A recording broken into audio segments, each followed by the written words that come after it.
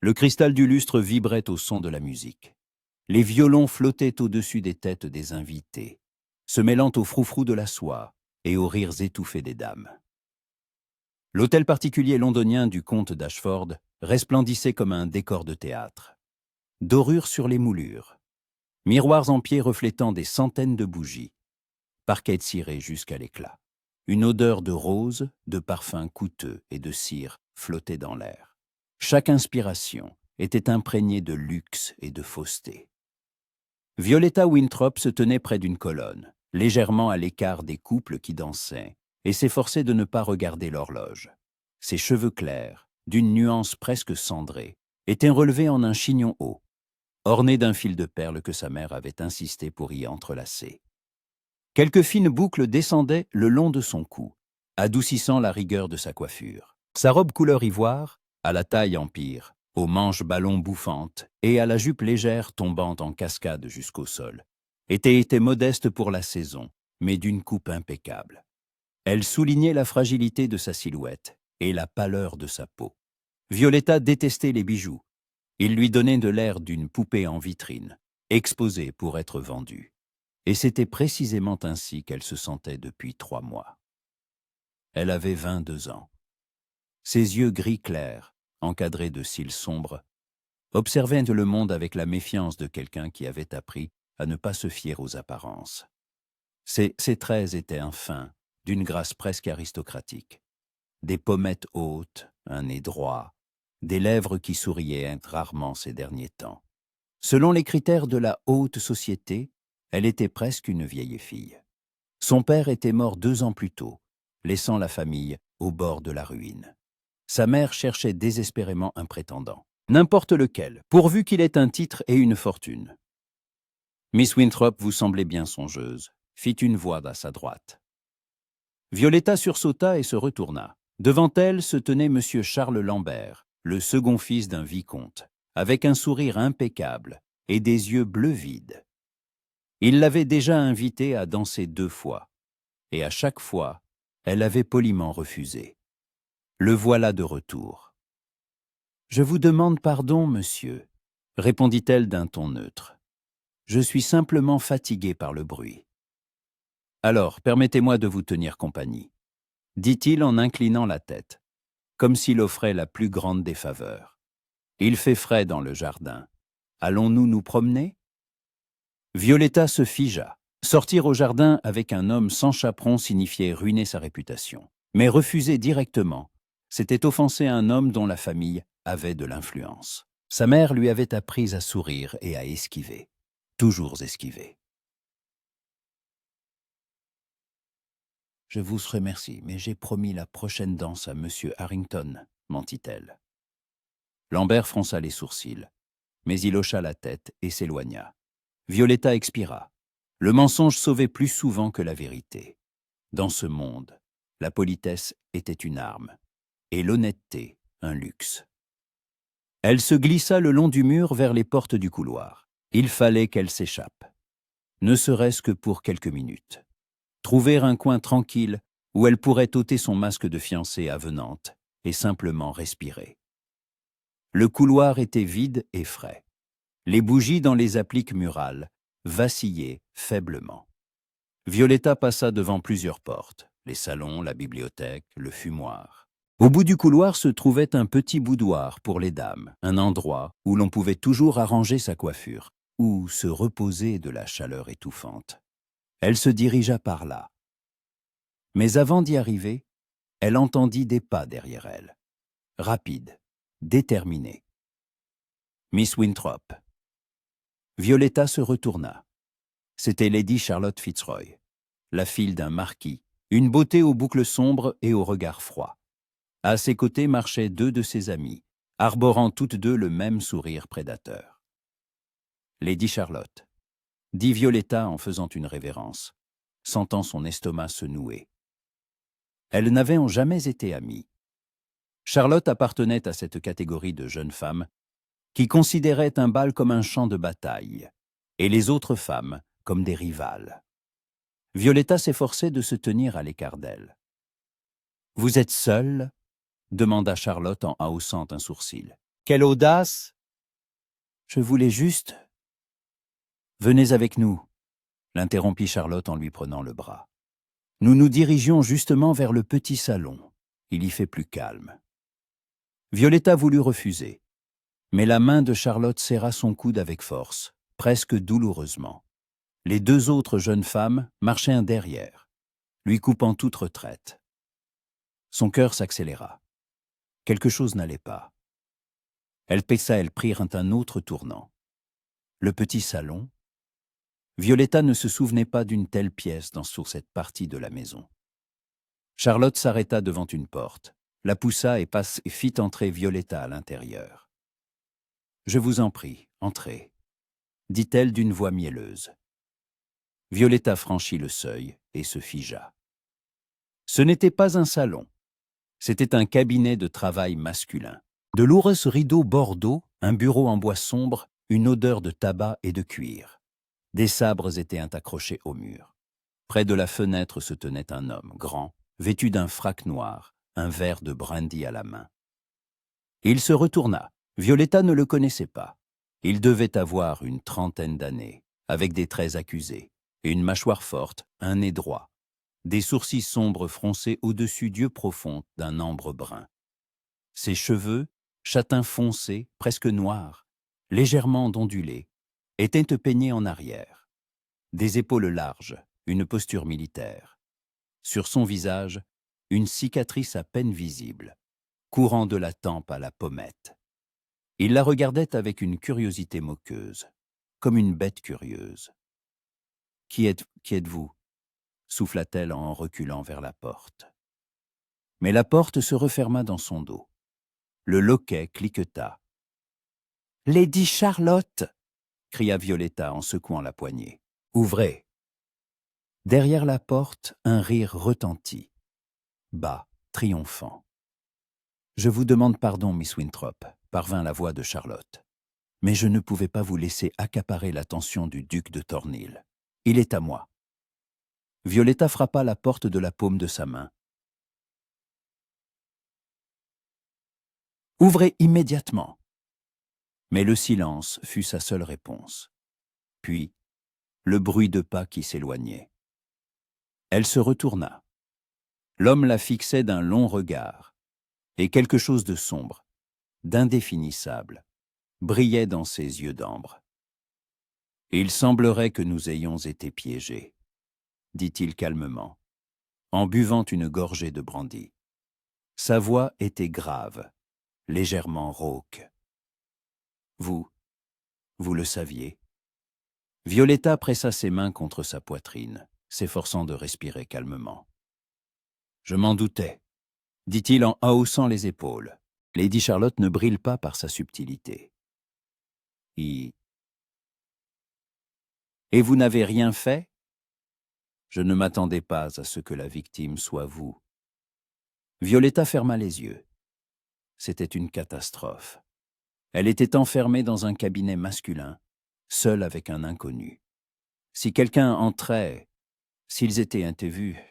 « Je dois sortir, » murmura-t-elle en tirant à nouveau sur la poignée. Immédiatement, la porte était verrouillée de l'extérieur. Alors, défoncez-la. Il eut un petit rire. Et attiré l'attention de toute la maison. Vous voulez un scandale ? Violetta se tourna vers lui, sentant les larmes de rage et de désespoir monter. Ses cheveux clairs, échappés de sa coiffure, tombaient sur ses joues empourprées. C'est déjà un scandale ? Ne comprenez-vous pas ? Dans une minute, ils vont faire irruption ici, et ma réputation sera détruite. Alors vous avez de la chance, dit-il en posant son verre sur le bureau. Je ne suis pas du genre à profiter de la situation. Quelle différence ? On me verra ici seul, avec un homme, et... Elle ne termina pas sa phrase. Des voix se firent entendre derrière la porte. Des voix de femmes agitées, puis une voix d'homme, grave, autoritaire. « Le comte d'Ashford est là !» murmura l'homme. « Et il n'est pas seul. » Violetta blêmit. Le maître de maison, c'était la fin. La porte s'ouvrit brusquement. Sur le seuil se tenait le comte d'Ashford, sa femme, Lady Charlotte avec une expression innocente, et plusieurs autres invités. Tous la regardaient, elle, la jeune fille aux cheveux clairs en désordre et au visage rouge, enfermée dans un cabinet masculin. « Mon Dieu !» souffla la comtesse en portant son éventail à ses lèvres. Le comte était sombre. « Miss Winthrop, dit-il froidement, expliquez-vous. » Violetta ouvrit la bouche, mais aucun mot ne vint. Que pouvait-elle dire? Qu'on l'avait attirée ici, que c'était un piège. Qui la croirait? Lady Charlotte se tenait derrière le comte, un sourire à peine perceptible jouant sur ses lèvres. Violetta comprit. C'était un plan. Depuis le début. Détruire sa réputation pour qu'elle ne soit plus une rivale. « Je... » commença-t-elle. Mais sa voix se brisa. « C'est moi qui ai invité Miss Winthrop. » Retentit la voix calme de l'homme derrière elle. Tous se tournèrent vers lui. « Votre grâce, » dit le comte en fronçant les sourcils. « C'est votre cabinet? » Non. Mais je vous ai demandé la permission de l'utiliser pour une conversation privée. Vous vous en souvenez. Le comte hésita. Violetta se retourna. L'homme se tenait à côté d'elle, imperturbable, avec un léger sourire. Il mentait. Pour elle. « Une conversation privée ?» répéta la comtesse, la méfiance dans la voix. « Oui, » dit l'homme en faisant un pas en avant. « J'ai fait une proposition à Miss Winthrop. » Silence. Violetta sentit le sol se dérober sous ses pieds. « Une proposition ?» répéta le comte en écho. « Ma main et mon cœur », confirma l'homme en le regardant droit dans les yeux. « Miss Winthrop a accepté de devenir ma femme. » Une explosion de murmures. La comtesse haleta. Lady Charlotte devint pâle comme un linge. Violetta restait là, incapable de bouger. C'était impossible. Il la sauvait. Un inconnu qu'elle voyait pour la première fois endossait la responsabilité. Non, créait une explication qui sauverait son honneur. Mais à quel prix? Votre grâce fut la première à retrouver sa voix, la comtesse. Quelle heureuse nouvelle. Félicitations. Le comte fronçait toujours les sourcils, mais il hocha la tête. Alors, veuillez excuser notre intrusion. Nous étions inquiets? Je comprends, sourit l'homme. Mais le sourire n'atteignit pas ses yeux. Je vous remercie de votre sollicitude. Les invités reculèrent lentement. Le comte referma la porte, les laissant de nouveau seuls. Violetta se tourna vers lui. « Pourquoi avez-vous fait cela ?» Il la regarda longuement. Dans ses yeux, ambrés, avec des éclats dorés près des pupilles, il n'y avait ni chaleur ni compassion, seulement une évaluation froide. « Parce que sinon, vous auriez été anéanti, » répondit-il simplement. « Et je n'aime pas que des innocents soient sacrifiés au jeu des autres. Mais maintenant, vous êtes obligés. Nous sommes obligés. » « Oui, » dit-il en prenant ses gants sur le bureau, « nous sommes obligés de nous marier. Sinon, le scandale sera encore pire. » Violetta s'affaissa sur le bord d'une chaise, ses jambes ne la portant plus. « Je ne sais même pas qui vous êtes. » Il enfila un gant sur sa main droite, puis sur la gauche. Ses mouvements étaient précis, mesurés, presque mécaniques. « Dominique Ashbourne, duc de Thornhill, » dit-il sans émotion. « À compter d'aujourd'hui, votre fiancé. » Elle leva les yeux vers lui. Il se tenait à contre-jour, et la cicatrice sur son visage semblait plus sombre. Grand, les épaules larges, avec la posture d'un militaire et le regard d'un homme habitué à donner des ordres. « Je ne voulais pas de cela, » murmura-t-elle. « Je sais.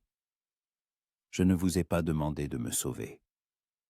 Et pourtant, je l'ai fait. » Elle serra les poings. Pourquoi? Il resta silencieux un instant.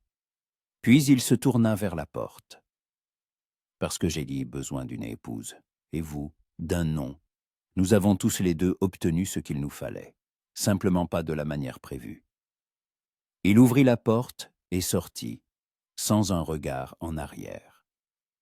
Violetta resta seule dans ce cabinet étranger, dans cette maison étrangère, avec le sentiment que sa vie venait de basculer pour toujours. Et elle ne savait même pas si elle était sauvée ou condamnée. La semaine précédant le mariage passa comme un rêve, ou plutôt comme un cauchemar dont il était impossible de se réveiller. Sa mère pleurait de joie. Un duc, sa fille épousait un duc, l'un des hommes les plus riches et les plus influents d'Angleterre. Toutes ses dettes seraient payées, la famille sauvée, sa jeune sœur aurait une dot. Violetta écoutait ces transports de joie en se sentant comme une criminelle. Elle connaissait la vérité. Ce n'était pas un triomphe, c'était un marché froid et calculé, dans lequel elle était la marchandise et le duc, l'acheteur qui avait accepté l'acquisition par nécessité. Ils se virent 2 fois, les 2 fois en présence de sa mère et des avocats. Ils discutèrent du contrat de mariage. Dominique était poli, réservé, absolument impénétrable. Il acceptait toutes ses conditions, ou plutôt celles de sa mère, car Violetta elle-même peinait à prononcer un mot. Il ne la regardait pas. Ou plutôt, il la regardait comme si elle était une statue, et non un être humain. Son regard ne trahissait ni intérêt, ni désir, ni même une simple sympathie, seulement une obligation. Elle remarqua qu'il se tenait droit. Mais parfois, quand il pensait que personne ne le voyait, il se frottait légèrement l'épaule gauche. Un mouvement rapide, presque imperceptible. Une vieille blessure, le souvenir de quelque chose.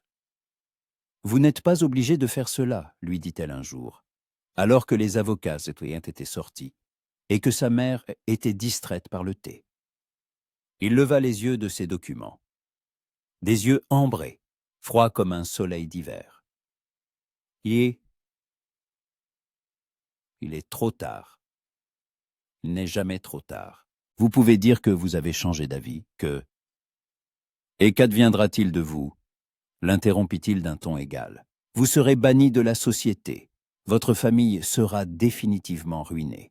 Personne n'épousera votre jeune sœur. Tout cela, vous le savez aussi bien que moi. Violetta serra les mâchoires. Ce ne sont pas vos affaires. Désormais, ce sont mes affaires, dit-il en retournant à ses papiers.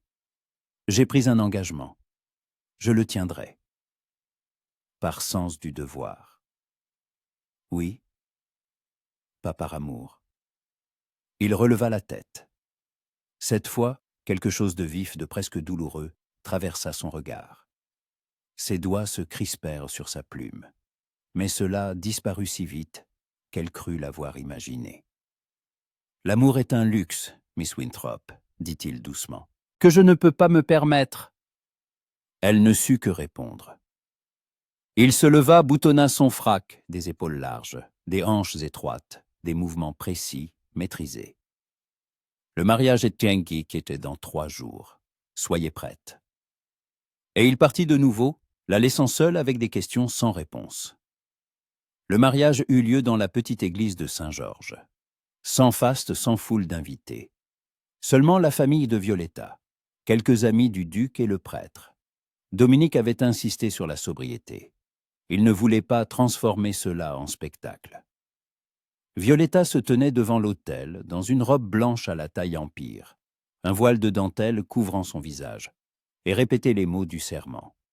Sa voix tremblait. La main de Dominique qui tenait ses doigts était chaude, forte, mais dure comme la pierre. Elle lui jeta un regard furtif. Il se tenait droit, le visage impénétrable, la mâchoire serrée. Seule la cicatrice sur sa pommette se détachait. Une ligne blanche sur sa peau hâlée. Quand le prêtre les déclara mari et femme, Dominique souleva le voile et l'embrassa brièvement sur les lèvres. froidement, formellement, comme s'il apposait un sceau sur un document. Violetta ferma les yeux et pensa « Voilà, c'est fait.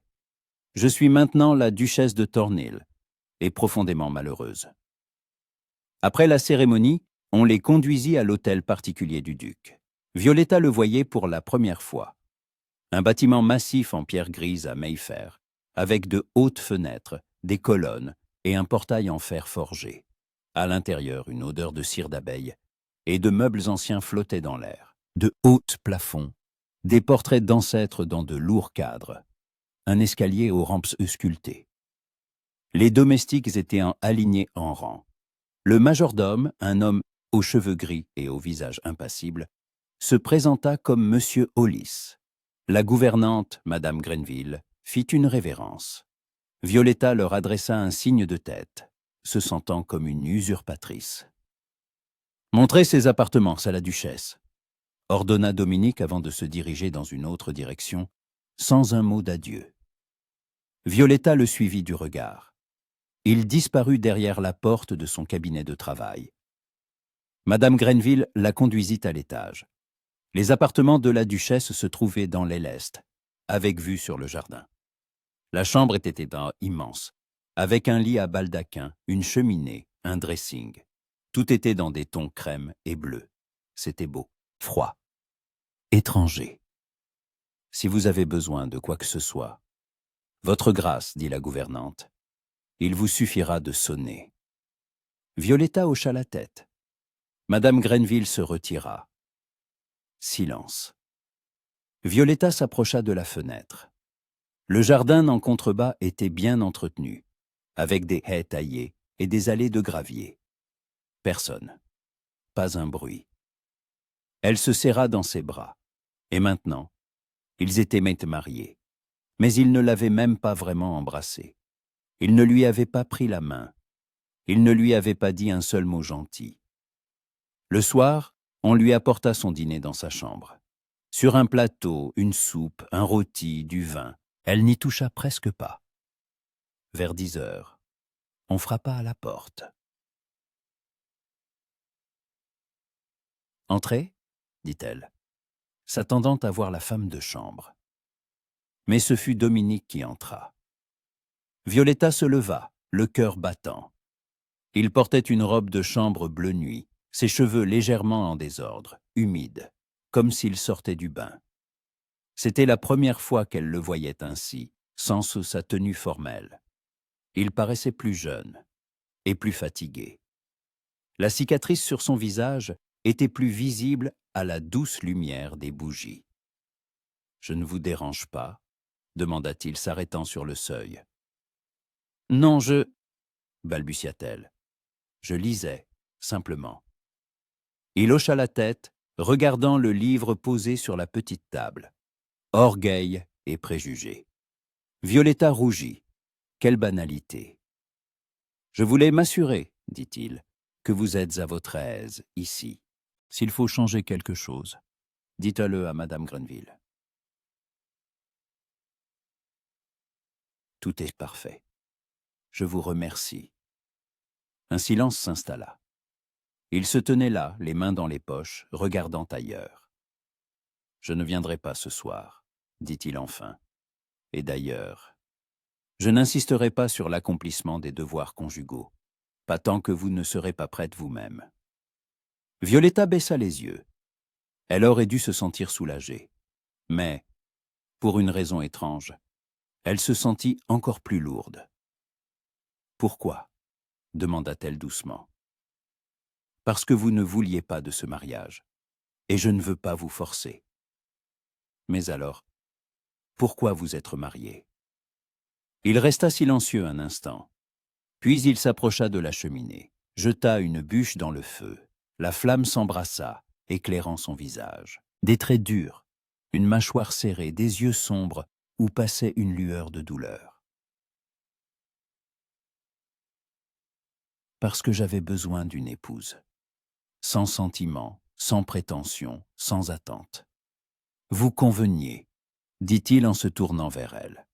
Pardonnez ma cruauté, mais c'est la vérité. » Violetta sentit quelque chose se serrer dans sa poitrine. « Vous vous servez de moi. » Oui, il ne le nia pas. « Tout comme vous vous servez de moi. » Pour sauver votre famille. Elle ne pouvait pas le contredire, car c'était la vérité. Il se dirigea vers la porte, mais s'arrêta sur le seuil.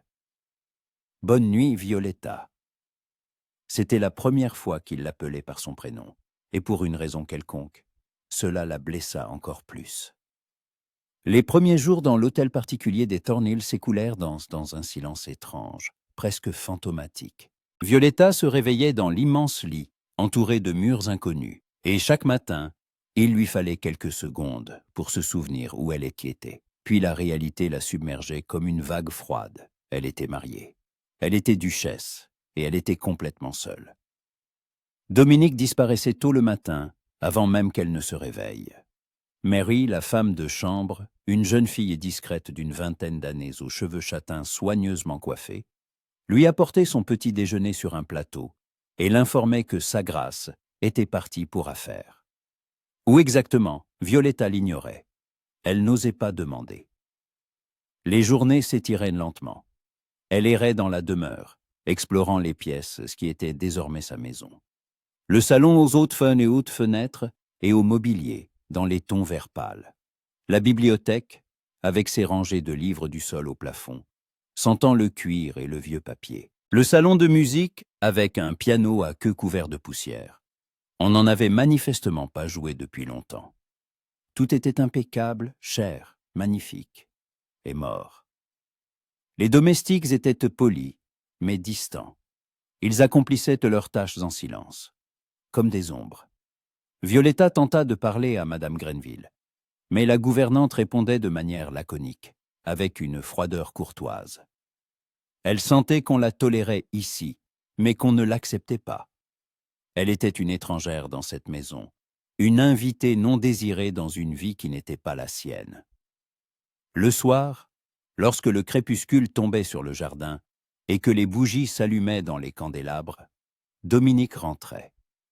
Violetta entendait la porte d'entrée s'ouvrir, le majordome prendre son manteau et ses pas lourds s'éteindre en direction de son cabinet.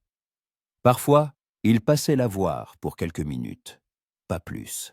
Il lui demandait comment s'était passée sa journée, si tout allait bien. Elle répondait que oui, tout allait bien. Il hochait la tête et repartait. Ils dînaient inséparément. Violetta dans la petite salle à manger, Dominique dans son cabinet. C'était plus pratique ainsi, avait expliqué Madame Grenville. Sa grâce préférait travailler tard. Violetta n'objecta pas. Que pouvait-elle dire?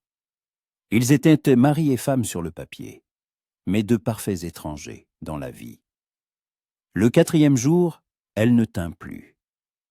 C'était le petit matin. Violetta fut réveillée par le bruit d'une porte qui claque et des pas rapides dans le couloir. Elle se leva, jeta un châle sur sa chemise de nuit et regarda. Dominique descendait justement l'escalier, vêtu pour l'équitation. Un pantalon sombre, des bottes hautes, une chemise blanche sous un gilet. Ses cheveux étaient en désordre, comme s'il venait de se réveiller. « Dominique !» appela-t-elle sans réfléchir. Il s'arrêta et se retourna. Il la regarda de bas en haut. Elle réalisa soudain qu'elle se tenait sur l'escalier en simple chemise de nuit, les cheveux dénoués, et elle rougit. « Je vous demande pardon, » balbutia-t-elle. « Je ne voulais pas... » « Vous êtes levé tôt, » dit-il d'un ton neutre. « J'ai entendu du bruit. » Il hocha la tête. « J'allais faire une promenade. Je ne voulais pas vous réveiller. »« Puis-je venir avec vous ?» lui échappa-t-il. Il se figea. Elle vit la surprise dans son regard, la première émotion vive en tous ses jours. « Vous savez monter à cheval ?»« Oui, c'est-à-dire, je n'ai pas monté depuis longtemps, mais je sais faire. » Il resta silencieux, pesant visiblement le pour et le contre. Puis il hocha la tête. « Très bien, habillez-vous. » Rendez-vous aux écuries dans 20 minutes. Violetta se précipita dans sa chambre.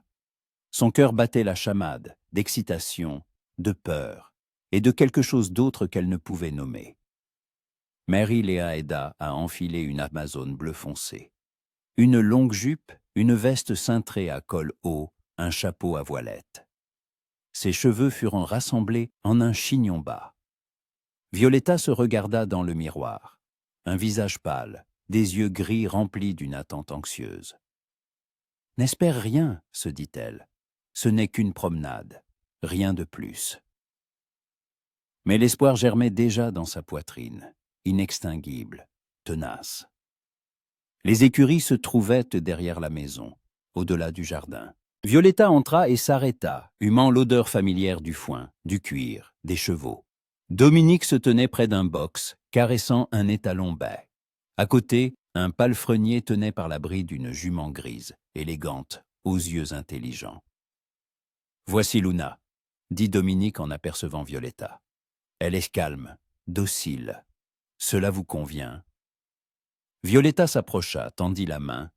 La jument frotta son museau contre sa paume. « Elle est magnifique, » murmura Violetta. Dominique l'aida à se mettre en selle. Ses mains sur sa taille étaient fortes, assurées. Elle sentit la chaleur de son contact même à travers le tissu de la veste. Il la lâcha rapidement, comme s'il s'était brûlé, et monta sur son étalon. Ils sortirent par les portes du domaine et se dirigèrent vers le parc. Le matin était frais, vivifiant. La rosée brillait sur l'herbe. Le ciel était d'un bleu pâle, parsemé de légers nuages. Les oiseaux chantaient dans les arbres. Violetta inspira profondément. Pour la première fois depuis des jours, elle se sentait vivante. Ils chevauchaient en silence. Dominique se tenait légèrement en avant, le dos droit, ses mouvements ne faisant qu'un avec ceux de sa monture. Violetta le regardait et pensait qu'il était beau. Pas de cette beauté classique et mondaine que possédaient de nombreux gentilshommes de la haute société, mais d'une beauté plus rude, presque sauvage, celle d'un homme plus habitué à la selle qu'à une salle de bal, aux armes qu'à la plume.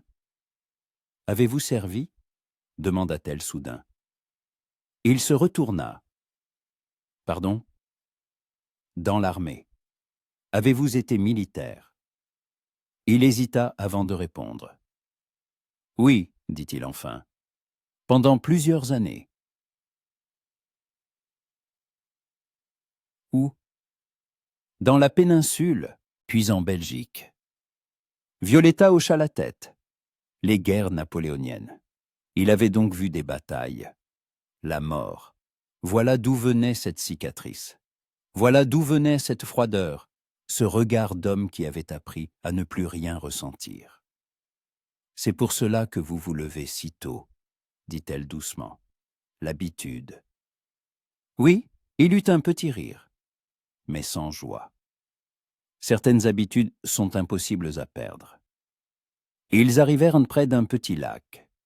L'Oméo était sombre, presque noir, reflétant le ciel. Dominique mit pied à terre et attacha son étalon à un arbre. Il aida Violetta à descendre. Cette fois, ses mains s'attardèrent sur sa taille une seconde de plus. Elle leva les yeux et croisa son regard. Ses yeux ambrés la fixaient avec une expression étrange, presque affamée, mais immédiatement réprimée. Il recula. « C'est un bel endroit, » dit Violetta, s'efforçant de calmer son cœur, qui battait à tout rompre. « C'est paisible. Je viens ici quand j'ai besoin de réfléchir, » dit-il en regardant l'eau, les mains dans les poches. « À quoi pensez-vous » Il ne répondit pas tout de suite. Puis il secoua la tête. « À beaucoup de choses, à ce que j'ai fait, à ce que je n'ai pas fait. » Violetta s'approcha. « Regrettez-vous de m'avoir épousée ?» Il se tourna brusquement vers elle. « Non, » dit-il fermement. « Non, je ne le regrette pas. Mais vous m'évitez. » Il serra les mâchoires. « Je ne vous évite pas. » « Alors que faites-vous avec vous ? Nous vivons sous le même toit, mais nous ne nous parlons presque pas. Vous partez tôt le matin et rentrez tard le soir. Nous ne dînons même pas ensemble. Ce n'est pas un mariage.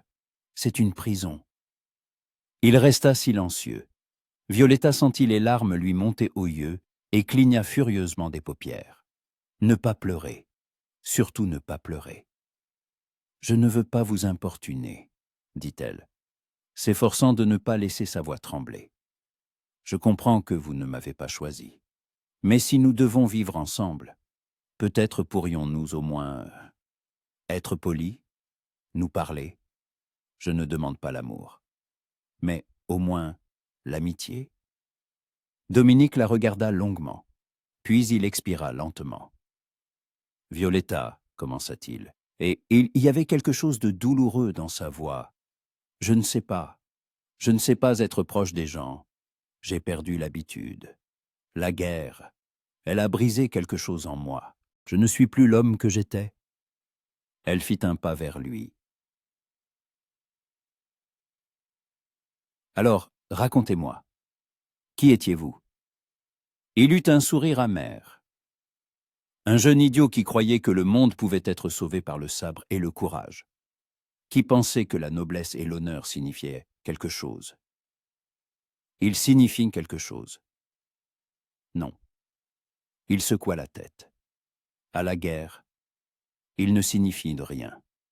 Là-bas, une seule chose compte. Survivre. Et j'ai survécu. Mais beaucoup de ceux qui étaient avec moi, non. Violetta tendit la main et toucha son poignet. Il tressaillit, mais ne se déroba pas. « Ce n'est pas votre faute, » dit-elle doucement. « Vous ne comprenez pas, » dit-il en regardant sa main sur son poignet, comme s'il ne pouvait croire qu'elle était réelle. J'étais leur commandant. Je donnais les ordres. Et ils mouraient en obéissant à ces ordres. Chaque nuit, je vois leur visage. J'entends leur voix. Je ne peux pas... » Il s'interrompit. Violetta serra sa main plus fort. « Vous ne pouviez pas sauver tout le monde. Personne ne le peut. Mais vous pouvez vivre. Vous avez le droit de vivre. » Il leva les yeux vers elle, et il y avait une telle douleur dans son regard qu'elle en eut le souffle coupé. « Je ne sais pas comment, » murmura-t-il. « Alors réapprenez. » Elle sourit à travers ses larmes. « Avec moi. » Il la regarda longuement. Puis, lentement, prudemment, il leva la main et toucha sa joue. Ses doigts étaient chauds, légèrement rêches. Elle ferma les yeux, sentant quelque chose fondre en elle. « Vous êtes trop bonne, » dit-il d'une voix rauque. « Non. » Elle ouvrit les yeux. « Je ne veux simplement pas vivre dans une cage, même dorée. » Il retira sa main et elle ressentit une perte, aussi vive qu'un coup de couteau. « Très bien, » dit-il après une pause. « Nous allons essayer, mais je ne promets pas d'y arriver. »« Je ne demande pas de promesse, » répondit-elle. « Seulement un essai. » Il hocha la tête. Ils rentrèrent au domaine, alors que le soleil était déjà haut dans le ciel. Violetta se sentait fatiguée, mais aussi étrangement soulagée. Quelque chose avait changé. Pas tout, mais quelque chose d'important. Ce soir-là, pour la première fois, ils dînèrent ensemble. La table était dressée dans la petite salle à manger. Les bougies brûlaient dans les candélabres, jetant une douce lumière sur la nappe immaculée. Les assiettes en porcelaine, les verres en cristal. Dominique était assis en face d'elle, vêtu d'un frac sombre, les cheveux soigneusement peignés en arrière. Violetta portait une robe couleur lavande, ses cheveux arrangés en un chignon bas, avec quelques boucles encadrant son visage. Au début, la conversation peinait à démarrer. Ils échangeaient des phrases courtes, des questions polies. « Comment s'est passée la journée ?»« Bien. »« Que pensez-vous du nouveau jardin ?»« C'est joli, tout était tendu, artificiel. » Mais ensuite, Violetta mentionna le livre qu'elle lisait, un roman de Walter Scott. Dominique leva les yeux. « Vous aimez Scott ?»« Énormément, » s'anima-t-elle. « Surtout Ivanhoé. Il y a un tel romantisme, une telle... » Fausseté? La coupa-t-il avec un petit rire. Pourquoi fausseté? Parce que les tournois de chevaliers et les nobles seigneurs ne sont que des contes de fées. Dans la réalité, tout était bien plus sale et sanglant. Violetta fronça les sourcils. Peut-être. Mais est-ce une raison pour renoncer à rêver de ce que le monde pourrait être? Il la regarda longuement. Vous êtes une idéaliste. Et vous, un cynique.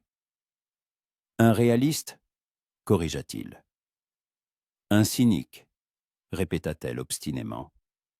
Un réaliste voit le monde tel qu'il est. Un cynique refuse d'y voir quoi que ce soit de bon. Il se pencha en arrière sur sa chaise, croisant les bras sur sa poitrine. Très bien. Prouvez-moi qu'il y a du bon dans le monde. Elle réfléchit un instant, puis elle sourit. Ce matin, la promenade, le lac, vous, maintenant. Voilà ce qui est bien, ce qui est bon. Dominique resta silencieux. Puis, de manière inattendue, il sourit. Un vrai sourire, pas un sourire moqueur. Elle vit les traits de son visage s'adoucir, ses yeux se réchauffer. Pendant une seconde, il devint complètement différent. Plus jeune, plus lumineux, plus vivant. Vous avez peut-être raison, dit-il doucement. Après le dîner, ils passèrent à la bibliothèque. Dominique leur versa du brandy, très peu pour elle, un peu plus pour lui. Ils s'assirent près de la cheminée. Elle sur le canapé, lui dans un fauteuil en face.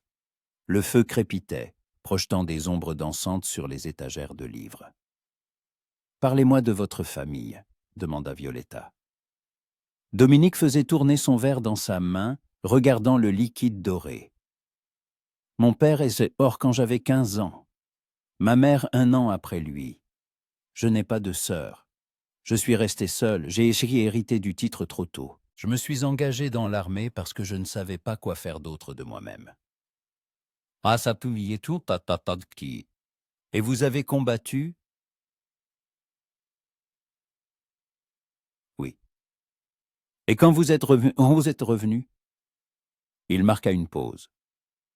Quand je suis revenu, j'ai réalisé que la maison était devenue étrangère. Les domestiques avaient un peur de moi. Les voisins m'évitaient.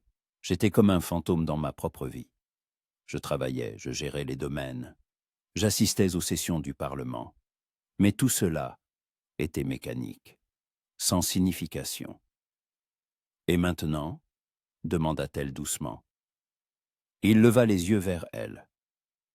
Maintenant, je ne sais pas. Peut-être qu'une signification apparaîtra. Elle voulut dire autre chose. Mais à ce moment, l'horloge sonna à minuit. Dominique se leva. Vous devez vous reposer. Violetta se leva également. Ils étaient proches, trop proches. Elle voyait les étincelles dorées dans ses yeux, sentait l'odeur de son assiette de Cologne. Cèdre, tabac, quelque chose d'autre, de chaud et de masculin. Dominique, commença-t-elle, mais il secoua la tête. Bonne nuit, Violetta. Il sortit, refermant la porte derrière lui. Violetta resta seule, avec le goût du brandy sur les lèvres et une étrange sensation dans la poitrine, comme si quelque chose commençait à dégeler. Lentement, douloureusement, mais inéluctablement. Les jours suivants furent différents. Ils commencèrent à prendre le petit déjeuner ensemble, brièvement. Mais c'était déjà quelque chose.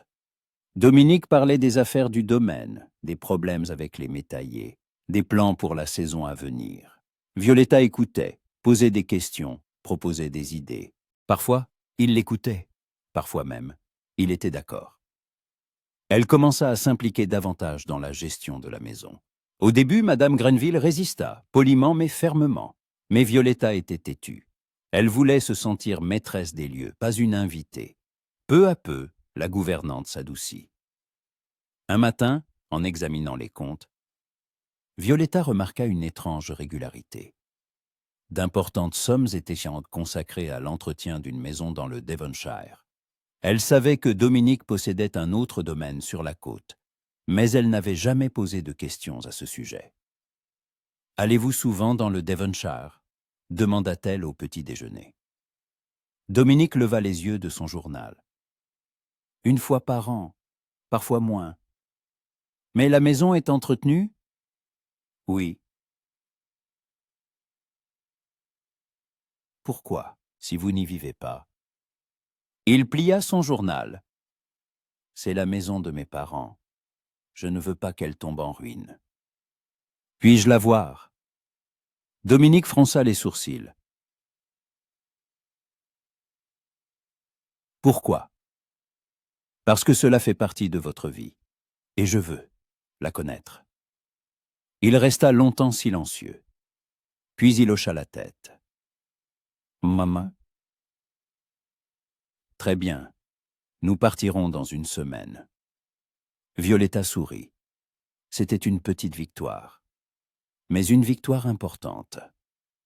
Le soir même, une invitation arriva. Un bal chez le vicomte Harrington. Violetta la lut et la posa sur la table. Elle ne voulait pas y aller. Elle n'était pas encore prête à affronter la société en tant que duchesse de Thornhill. Trop de regards, trop de chuchotements. Mais Dominique insista. « Nous ne pouvons pas nous cacher éternellement, dit-il. Tôt ou tard, il faudra se montrer. Autant que ce soit maintenant. » « Lady Charlotte sera là, » dit Violetta doucement. Dominique la regarda. « Et alors ? » Elle me déteste. »« Alors c'est son problème, » dit-il en lui prenant la main. « Vous êtes ma femme, et personne n'osera vous manquer de respect. » Violetta sentit son cœur s'accélérer à ce contact, à ces mots. Il la protégeait, peut-être par devoir, mais il la protégeait quand même. « Très bien, » accepta-t-elle. « Nous irons... » Le bal avait lieu 3 jours plus tard. Pendant ce temps, Violetta commanda une nouvelle robe, en soie rose pâle, à la taille et empire, et aux manches bouffantes, brodée de perles sur le corsage. Mary lui arrangea les cheveux en une coiffure complexe, avec des boucles et un diadème de perles. Quand Violetta se regarda dans le miroir, elle reconnut à peine son reflet. Elle ressemblait à une vraie duchesse, sûre d'elle, belle, inaccessible. Mais à l'intérieur, tout tremblait de peur. Dominique l'attendait en bas. Il portait un frac noir, une chemise blanche, une cravate impeccablement nouée. Ses cheveux étaient peignés en arrière, son visage rasé de près. Il était magnifique, sévère, aristocratique, presque inaccessible. Quand il la vit, il se figea. Ses yeux ambrés la parcoururent, lentement, l'évaluant. Puis il leva les yeux vers son visage, et elle y vit quelque chose de sombre, de brûlant, de presque prédateur. « Vous êtes magnifique, » dit-il d'une voix rauque. Violetta rougit. « Je vous remercie. » Il lui tendit la main. Elle la prit, sentant la chaleur de sa paume à travers son gant. « Prête ?» demanda-t-il. « Non, » avoua-t-elle, « mais allons-y. » Il eut un petit rire et la conduisit à la voiture. Le bal commençait, et Violetta comprenait que ce ne serait pas une simple sortie mondaine. Ce serait une épreuve, pour eux deux. Les reflets des vagues sur les pavés humides, le scintillement des lanternes, le bruissement des roues des calèches, la soirée londonienne enveloppait le bal d'une brume aérienne, où se mêlaient attente et anxiété. Aux portes de la demeure du vicomte Harrington, une file de voitures se dissolvait lentement dans l'obscurité, de petits îlots de lumière marquant l'arrivée des invités. Violetta était assise à côté de Dominique, sentant le soutien ferme de son épaule, comme une protection et une frontière entre elle et ce monde. À l'intérieur, la salle scintillait de 1000 feux, des valses et des mazurkas entraînantes résonnaient, et les dames brillaient dans leurs tenues éclatantes. Les robes de style Empire, comme celles de Violetta, d'un rose tendre brodé de perles, étaient à la mode. des silhouettes fluides, des tailles délicatement hautes, des manches bouffantes et de longs gants. Elle sentait la fraîcheur de la soie, le scintillement subtil des pierres précieuses et, surtout, les regards malveillants qui glissaient sur elle, murmurant dans son dos comme le chuchotement de la pluie sur une vitre. Dominique marchait à ses côtés, grand, les épaules larges, dans un frac impeccable, avec la ligne sévère de ses pommettes et le regard froid et perçant de ses yeux ambrés. Sa présence inspirait silencieusement le respect à son entourage, un respect qui, chez certains invités, se mêlait de crainte. La comtesse Harrington, une dame d'âge mûr au profil ciselé et à la coiffure argentée, les accueillit à l'entrée et s'inclina sobrement dans une révérence. « Duc-duchesse, comme je suis heureuse de vous voir. Comment vous êtes-vous installée à Mayfair, Madame de Tornil ?» Violetta répondit avec courtoisie, remarquant que Dominique tournait légèrement la tête, la soutenant invisiblement.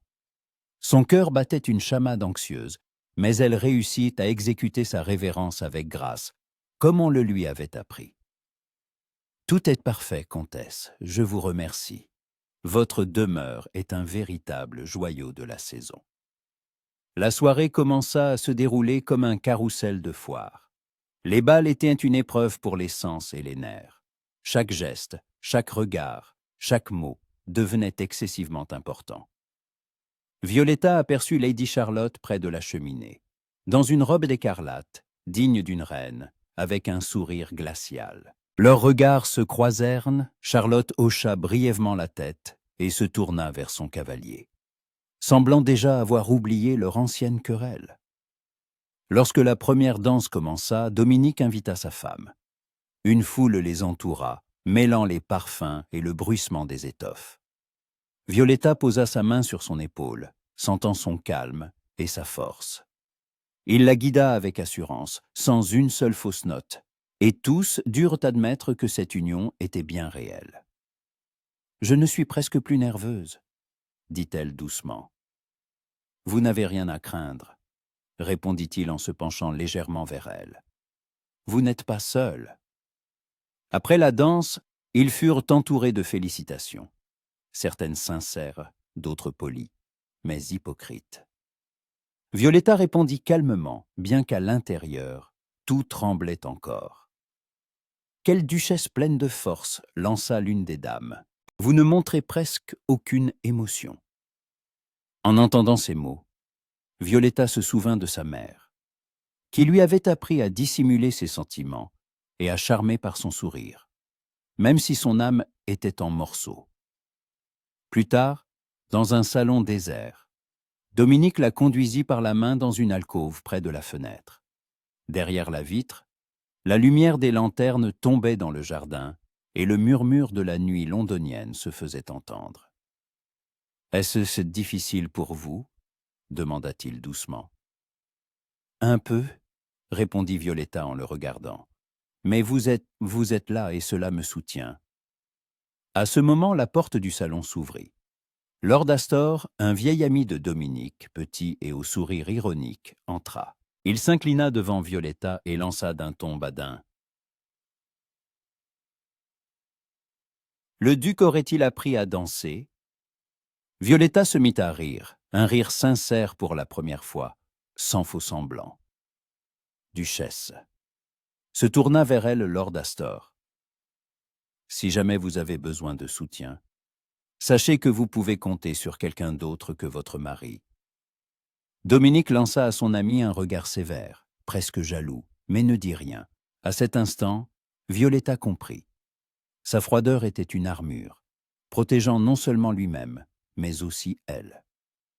Le point culminant de la soirée arriva vers minuit, lorsque Lady Charlotte fit une petite scène près de la cheminée, remarquant à voix haute que certaines dames montaient à l'étage un peu trop souvent et pour un peu trop longtemps. L'allusion était mordante. L'assistance se figea. Violetta ne répondit pas. Elle se contenta de rester debout, soutenant le regard de sa rivale, tandis que Dominique prenait discrètement sa main et la serrait. Charlotte détourna les yeux, et la plupart des personnes à présentes se dirent que la nouvelle duchesse était digne de son titre. Sur le chemin du retour, dans la voiture, alors que Londres s'enfonçait définitivement dans l'ombre, Violetta resta silencieuse, observant la lumière des lanternes danser sur les pavés. Dominique était assis en face, son profil sévère, ses pommettes éclairées par la lumière réfléchie. Soudain, il dit « Vous avez été plus forte que je ne le pensais. »« J'ai appris de vous, » répondit-elle en souriant, mais ses yeux s'emplirent de sortes de larmes, de bonheur et de fatigue. Il s'approcha, lui retira son gant, prit sa main et, pour la toute première fois, avec une prudence presque révérencieuse, il pressa ses doigts contre ses lèvres. « Vous n'êtes plus seule, dit-il, et moi non plus. » Violetta sentit que la soirée s'était terminée autrement qu'elle ne l'avait prévu, non par un scandale ou une offense, mais par une véritable proximité, un petit pas, mais un pas important, sur leur chemin lent et difficile l'un vers l'autre. Et lorsque la porte de leur demeure se referma derrière eux, à l'aube d'un nouveau jour, elle sut que ce qui l'attendait n'était pas seulement une lutte, mais aussi un espoir. Le matin après le bal, Violetta se réveilla tard. La lumière du soleil filtrait à travers les lourds rideaux, dessinant des bandes dorées sur le tapis. Allongée, elle regardait le plafond et se souvenait de la façon dont Dominique avait embrassé sa main dans la voiture. Pas de manière formelle, comme auparavant, mais réellement. Ses lèvres avaient touché sa peau, s'y attardant. Elle sentait encore ce contact, comme s'il avait laissé une trace invisible. Mary apporta le petit déjeuner sur un plateau et l'informa que sa grâce était déjà dans son cabinet de travail. Violetta s'habilla rapidement, enfilant une simple robe d'intérieur couleur ivoire, à la taille empire et aux manches longues. Elle rassembla ses cheveux en un chignon lâche sur sa nuque, laissant quelques mèches encadrer son visage. Aucun bijou. En descendant l'escalier, son cœur battait de plus en plus vite à chaque marche. La porte du cabinet était entr'ouverte. Violetta jeta un coup d'œil à l'intérieur. Dominique se tenait près de la fenêtre, le dos tourné, en chemise blanche sans frac, son gilet déboutonné. Ses manches étaient retroussées jusqu'au coude, révélant des avant-bras puissants. Ses cheveux étaient en désordre, comme s'il y avait passé la main à plusieurs reprises. Il regardait par la fenêtre, une lettre à la main. « Dominique » appela-t-elle doucement. Il se retourna. Pendant une seconde, quelque chose de vulnérable, de presque fragile, traversa son regard. Puis son masque habituel revint en place. « Violetta, bonjour. »« Bonjour, dit-elle en entrant et en refermant la porte derrière elle. Vous n'avez pas pris votre petit déjeuner. »« Pas le temps, des affaires. » Elle s'approcha et vit les papiers sur le bureau. Des factures, des lettres, des documents. « Travaillez-vous toujours autant ?» Il eut un petit rire. « Les domaines ne se gèrent pas tout seuls. »« Peut-être au moins un thé ?» dit-elle en désignant la théière refroidie sur le plateau. « Vous n'y avez même pas touché. » Dominique la regarda, puis regarda le thé, puis de nouveau elle. Et soudain, il sourit, de ce sourire rare et sincère qui lui faisait chavirer le cœur. « Vous vous souciez de moi ? » ?»« Je suis votre femme, » répondit-elle en s'efforçant de parler d'un ton égal. « C'est mon devoir. »« Devoir, » répéta-t-il en écho, et son sourire disparut. Violetta comprit qu'elle avait dit ce qu'il ne fallait pas. Elle s'approcha encore et le regarda dans les yeux. Pas un devoir, un désir. Il se figea. Ses yeux ambrés s'assombrirent. Il n'y avait que quelques centimètres entre eux. Elle sentait la chaleur de sa présence, son odeur, cèdre, savon, quelque chose d'autre, de purement masculin. « Violetta, » dit-il doucement, « vous ne devriez pas... » Quoi? Elle ne recula pas. Ne pas être proche, ne pas vouloir mieux vous connaître, ne pas essayer de briser ces murs entre nous. Il serra les mâchoires et se détourna vers la fenêtre.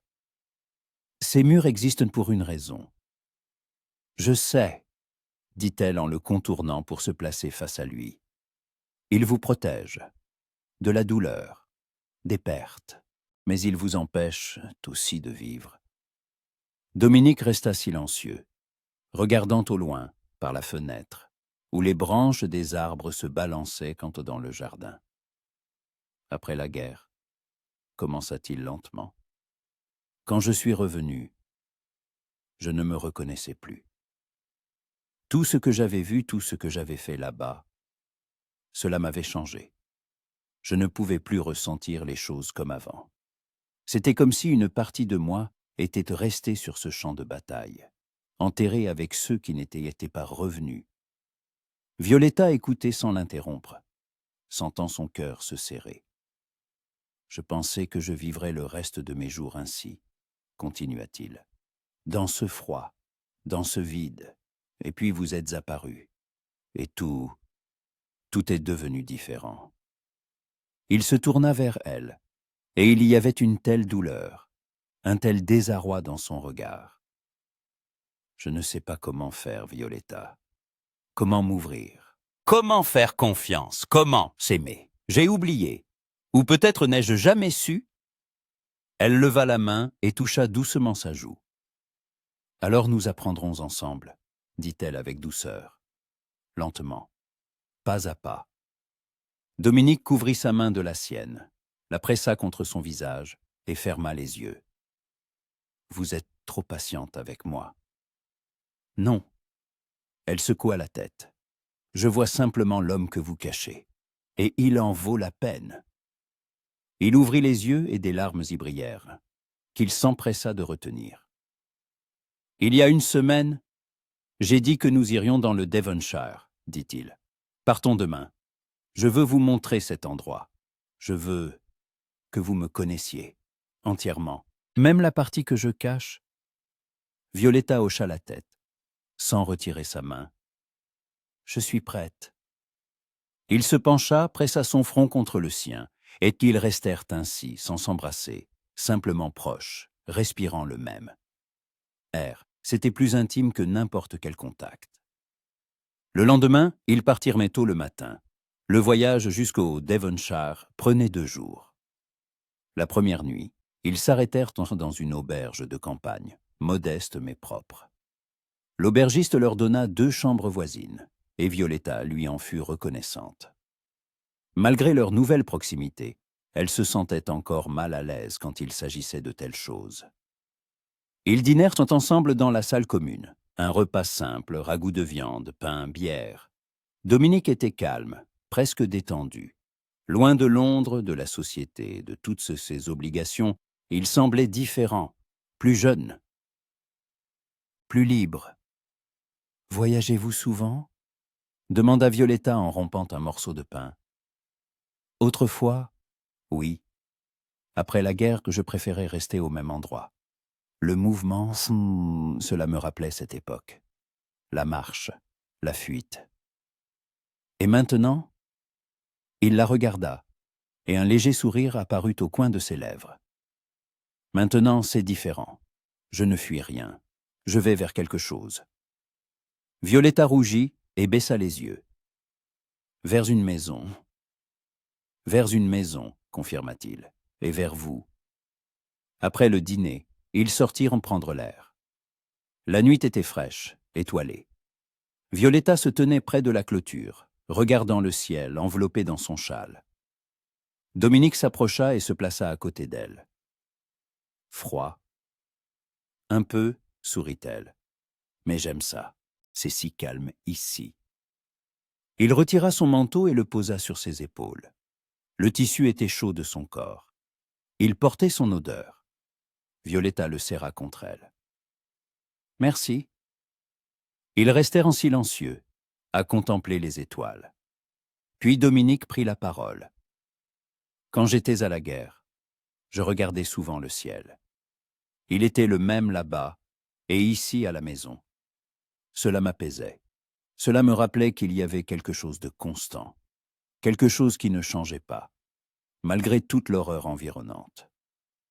La maison vous manquait.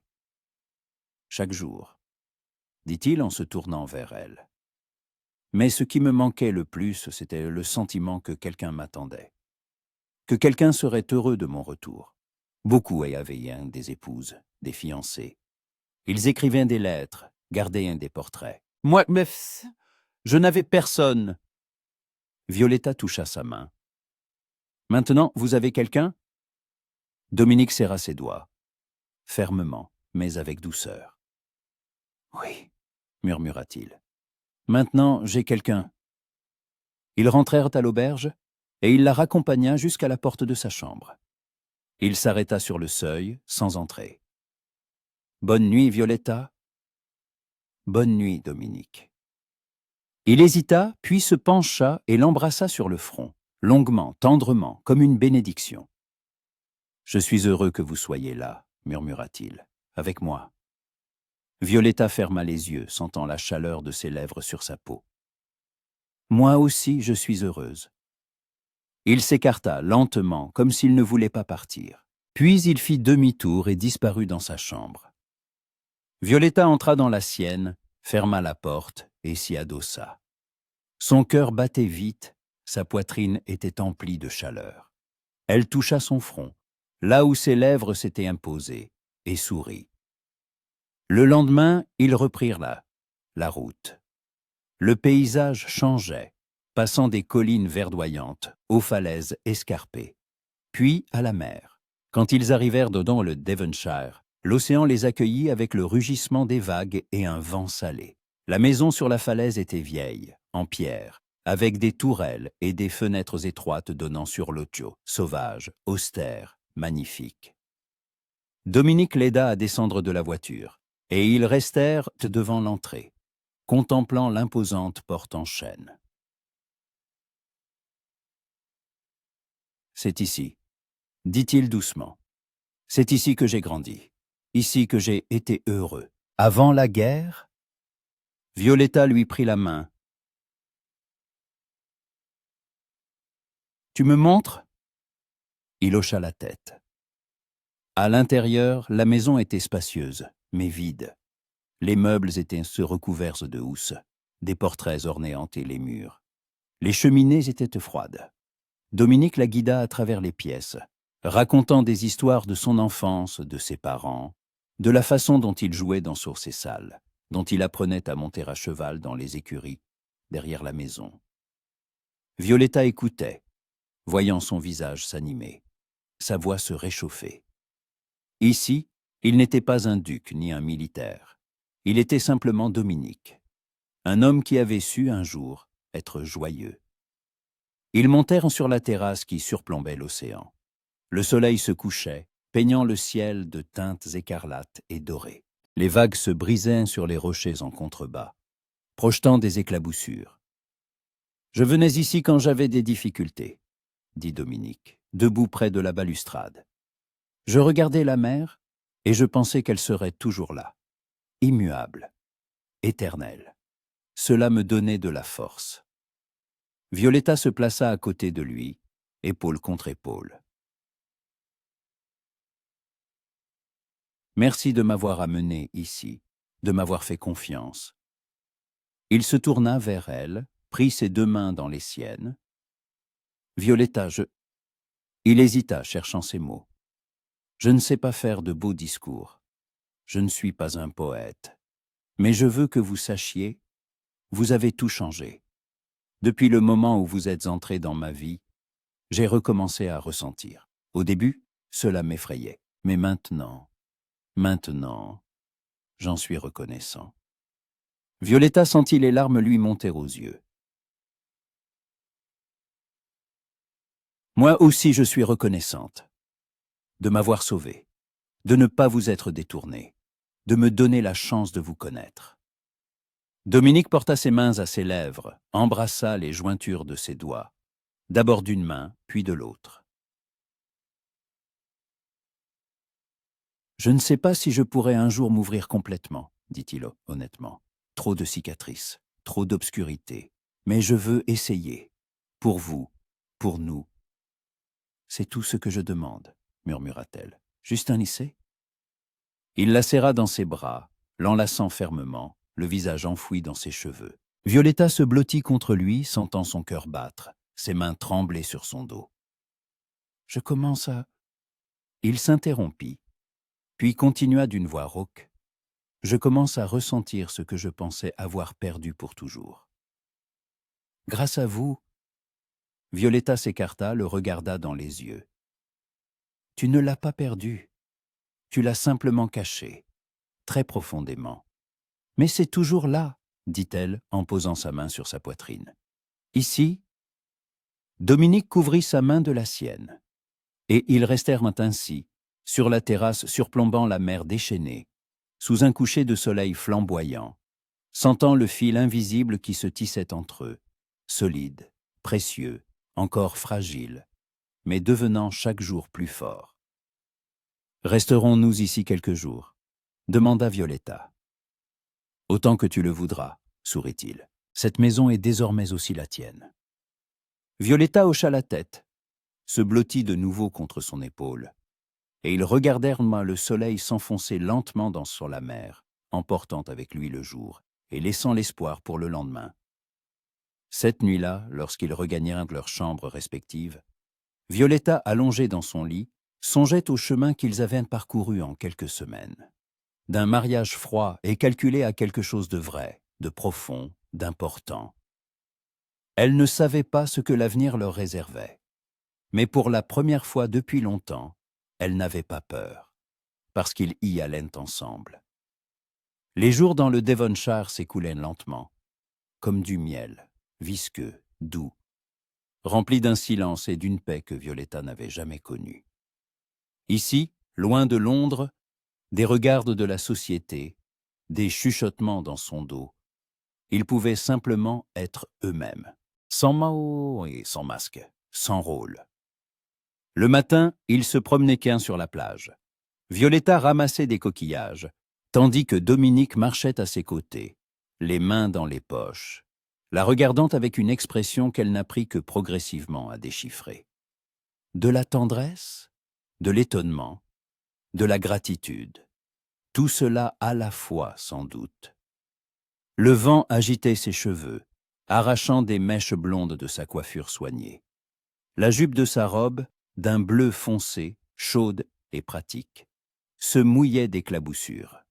Elle rit lorsqu'une vague faillit atteindre ses chaussures et recula d'un bond, droit dans les bras de Dominique.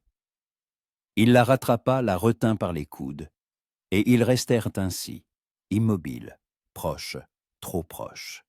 Ses yeux ambrés la fixaient avec une telle intensité qu'elle en eut le souffle coupé. « Attention, » dit-il doucement. « La mer est imprévisible, ici. Tout comme vous ?» répondit-elle en souriant. Il eut un petit rire, mais ne la lâcha pas tout de suite. Ses doigts glissèrent le long de ses bras, serrant ses mains. « Mamousse, êtes-vous heureuse ici ?»« Très, » avoua-t-elle. « Je ne savais pas que c'était possible. Se sentir libre. »« Vous avez toujours été libre, Violetta, » dit-il en caressant de son pouce son poignet, là où son pouls battait. « Vous ne vous permettiez simplement pas de le réaliser. » Elle voulut répondre, mais à ce moment, un garçon d'une dizaine d'années, vêtu simplement comme un pêcheur et tenant une canne à pêche, apparut de derrière un rocher. En les voyant, il s'arrêta, hésitant. « Votre grâce » balbutia-t-il en rougissant, avant de s'incliner maladroitement. Dominique lâcha Violetta, mais ne s'écarta pas. « Jamie, » dit-il en hochant la tête, « comment va ton père ?» Sa main est guérie. Le garçon s'anima. « Oui, monsieur. Il est reparti en mer la semaine dernière. Maman m'a dit de vous remercier. Pour le médecin et pour... » « De rien, » dit Dominique en levant la main pour arrêter le flot de paroles. « Dis à ton père d'être plus prudent, et si vous avez besoin d'aide, vous savez où me trouver. » Le garçon hocha la tête, jeta un regard curieux à Violetta, s'inclina de nouveau et s'enfuit le long de la plage. Violetta regarda son mari. « Vous les aidez ?» Dominique Abbas haussa les épaules, comme si c'était une chose anodine. « Mon intendant s'occupe des métayers et des pêcheurs. Quand quelqu'un est blessé ou malade, nous payons le médecin. C'est juste ?» « C'est plus que juste, » dit-elle doucement. « C'est de la bonté. » Il grimaça, visiblement embarrassé. « Je fais simplement ce que je dois faire. »« Non, » dit-elle en lui prenant la main. « Tu fais ce que tu veux faire, parce qu'ils ne te sont pas indifférents. Admets-le. » Dominique regarda leurs doigts entrelacés, puis la regarda. « Mon père m'a appris qu'un titre n'est pas un privilège, c'est une responsabilité. Les gens qui vivent sur ces territoires dépendent de nous. Nous devons prendre soin d'eux. Sinon, à quoi bon tout cela ?» Violetta sentit son cœur se remplir de chaleur. Elle avait vu tant d'aristocrates qui considéraient leurs métayers et leurs domestiques comme de simples outils. Dominique était différent. Sous toute cette froideur, sous cette armure, se cachait un homme d'honneur et de conscience. « Ton père serait fier de toi, » dit-elle. Dominique détourna le regard, fixant la mer.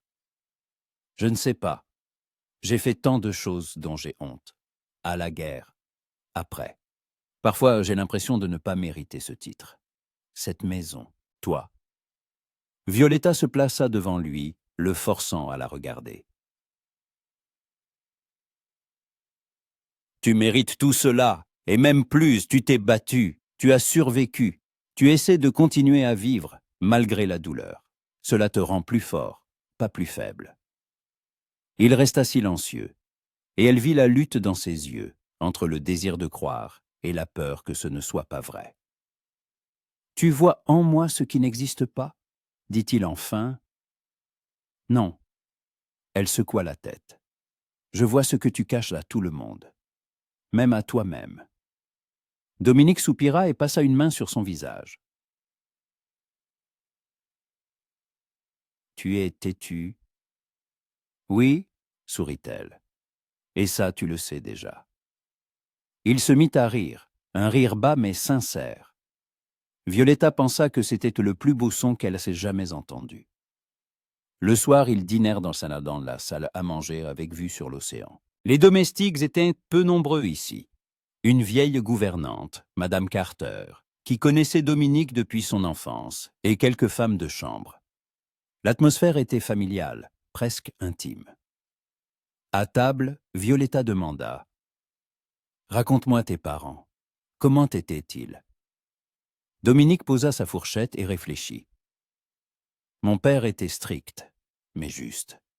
Il ne tolérait ni le mensonge ni la lâcheté. Il m'a appris que l'honneur n'est pas un vain mot, que nous sommes responsables de nos actes. Ma mère était plus douce. Elle aimait la musique, lisait des poèmes, peignait. Chaque soir, elle s'asseyait au piano et jouait. Je m'endormais au son de cette musique. » Violetta l'imagina un petit garçon couché dans son lit, écoutant les mélodies qui montaient d'en bas. Quelque chose se serra dans sa poitrine. Il y écrit « Il te manque. » Chaque jour avoua-t-il. Surtout ici, cette maison est pleine de souvenirs. Parfois, j'ai l'impression d'entendre ses pas dans le couloir, sa voix dans la bibliothèque. Mais je me retourne et il n'y a personne. Violetta tendit la main par-dessus la table et toucha ses doigts. Mais maintenant, tu n'es plus seul. Il serra sa main. Oui, maintenant je ne suis plus seul. Après le dîner, ils passèrent au salon de musique. Le piano à queue se trouvait près de la fenêtre, recouvert d'une housse. Dominique s'approcha et retira le tissu. L'instrument était ancien, mais bien entretenu. Le bois sombre brillait à la lueur des bougies. « Tu joues ?» demanda Violetta. « Plus depuis longtemps, » dit-il en effleurant les touches, produisant des notes éparses. « Après la mort de ma mère, je ne pouvais pas m'y résoudre. C'était trop douloureux. Et maintenant ?» Il la regarda, hésita, puis s'assit au piano. Ses doigts se posèrent sur les touches, et une mélodie s'éleva, lente, triste, mais d'une beauté incroyable. Violetta se tenait derrière lui, écoutant, sentant les larmes lui monter aux yeux. Quand il eut terminé, le silence s'installa. Puis il dit, sans se retourner. C'était son morceau préféré. Elle le jouait tous les soirs. Violetta s'approcha et posa ses mains sur ses épaules. Elle serait heureuse que tu joues à Oups. Nouveau. Dominique couvrit sa main de la sienne. Je jouais pour toi. Son cœur s'accéléra. Violetta se pencha et pressa sa joue contre sa tempe. Merci. Ils restèrent ainsi dans le silence du salon de musique, écoutant le bruit des vagues derrière la fenêtre, et Violetta pensa que c'était exactement cela, la proximité. Pas dans les mots, ni dans les contacts, mais dans ces moments de silence, où les âmes se touchent sans parole. Le 3e jour dans le Devonshire, un événement inattendu se produisit. Le matin, une voiture s'arriva à la maison. De la fenêtre, Violetta vit un homme en descendre, grand, les épaules larges, en uniforme militaire, avec une cicatrice lui barrant le visage. Il se dirigeait vers l'entrée d'un pas décidé, mais en boitant légèrement. Dominique était dans la bibliothèque. Violetta descendit et vit le majordome introduire l'invité. Quand Dominique sortit dans le hall, il se figea. « Nicolas » souffla-t-il. L'homme sourit, un sourire tordu mais chaleureux. « Dominique, bon sang, tu es vivant. » Ils s'étreignirent, une étreinte forte, virile, avec des tapes dans le dos. Violetta, sur l'escalier, observait la scène et voyait le visage de Dominique se transformer. De la joie, du soulagement, quelque chose d'autre de profondément enfoui. « Je te croyais mort, » dit Dominique en s'écartant. « À Waterloo. On m'avait dit que tu... » Presque, sourit Nicolas. Mais j'étais trop têtu pour mourir. J'ai passé 1 an à l'hôpital, puis j'ai décidé qu'il était temps de retrouver les vieux amis, de voir qui d'autre avait survécu. Dominique se tourna et aperçut Violetta. « Violetta, voici le major Nicolas Gray. Mon ami, nous avons servi ensemble. Nicolas. Voici ma femme, la duchesse de Tornel. » Nicolas s'inclina, mais son regard était chaleureux, presque fraternel. « Duchesse, ravi de vous rencontrer. » Dominique n'a jamais mentionné qu'il s'était marié. Apparemment, beaucoup de choses ont changé. « Beaucoup, » confirma Dominique, son regard glissant vers Violetta. Ils invitèrent soit Nicolas à rester. Au déjeuner, il raconta des histoires de guerre, drôles, tristes, effrayantes. Violetta écoutait, observant Dominique. Il était tendu, mais pas fermé comme d'habitude. Nicolas le faisait sortir de sa coquille. « Tu te souviens de ce capitaine qui ne pouvait pas toucher une cible même à 5 pas » riaquait Nicolas. « Et tu as pris son fusil et tu lui as montré comment faire. Il t'a détesté après ça. » Dominique eut un petit rire. C'était un idiot. Il envoyait ses hommes à une mort certaine par son incompétence. « Tu en as sauvé beaucoup, » dit Nicolas sérieusement. « Plus que tu ne le penses. » Dominique se tut, serra les mâchoires. « Pas tous. Personne ne pouvait sauver tout le monde, » dit doucement Nicolas. « Tu as fait tout ce que tu pouvais. C'est tout ce qu'on nous demandait. » Violetta voyait Dominique lutter contre ses émotions. Elle posa sa main sur la sienne sous la table et la serra. Il la regarda, et il y avait de la gratitude dans ses yeux. Le soir, après que Nicolas se fut retiré dans sa chambre, Dominique et Violetta se promenèrent dans le jardin. La lune était suspendue au-dessus de la mer, éclairant les allées de sa lumière argentée. « Je suis heureux qu'il soit en vie, » dit Dominique. Nicolas était l'un des rares en qui j'avais confiance. Il m'a sauvé la vie 2 fois. Je pensais l'avoir perdu. « Maintenant, il est là ?» répondit Violetta. Et tu peux parler à quelqu'un qui comprend, qui était là-bas. Dominique s'arrêta et se tourna vers elle. Toi aussi tu comprends, à ta manière. Tu me vois, pas ce que je montre, mais ce que je cache. Violetta toucha son visage. Parce que je t'aime, entièrement, même les parties que tu juges indignes. Dominique ferma les yeux et s'appuya contre sa paume. Je ne sais pas ce que j'ai fait pour te mériter. Tu as été toi-même, dit-elle simplement. C'est tout ce qu'il fallait. Il la serra dans ses bras, l'enlaçant fermement, et ils restèrent ainsi sous la lune, écoutant le bruit des vagues, sentant comment, progressivement, pas à pas, ils se rapprochaient, pas seulement physiquement, mais spirituellement. Le lendemain matin, Nicolas partit, promettant de leur rendre visite à Londres. Dominique le raccompagna, et Violette allait vit s'étreindre en guise d'adieu, longuement, comme des frères. Quand la voiture disparut au tournant, Dominique rentra dans la maison. Violetta l'attendait dans le hall. « C'est un homme bon, dit-elle. »« Le meilleur, acquiesça Dominique. Il m'a rappelé que je ne suis pas seul, qu'il y a des gens qui ont traversé la même chose, et qui ont survécu, et qui essaient de continuer à vivre.